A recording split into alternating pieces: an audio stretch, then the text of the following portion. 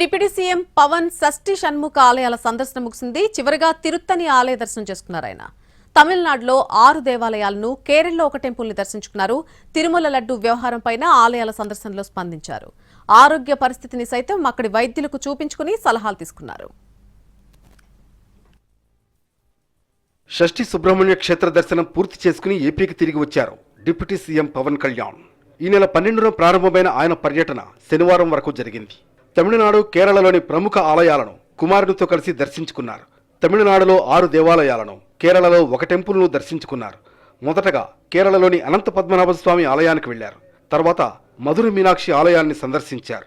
అనంతరం శ్రీ పరశురామ స్వామి, అగస్త్య జీవ సమాధి, కుంభేశ్వర దేవాలయం, స్వామిమలై, తిరుత్తై సుబ్రహ్మణ్యేశ్వర స్వామి ఆలయాలకు వెళ్లారు.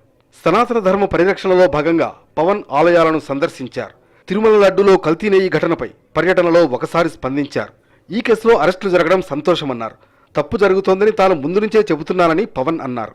அதுக்கு முன்னாடி நடக்கிறதுக்கு முன்னாடி 2 வருஷம் முன்னாடியே நான் சொல்லிட்டேன், தப்பு நடந்துட்டே இருக்குது. ஸோ அது ஃபைனலாக அது அவருக்கு இப்போ பனிஷ்மெண்ட் கிடைக்கிறது, கல்பிட்ஸ் யாருன்னு தெரிஞ்சு போச்சு. அது சந்தோஷம். அது கடவுள்கிட்ட யாருமே இந்த மாதிரி பண்ணக்கூடாது.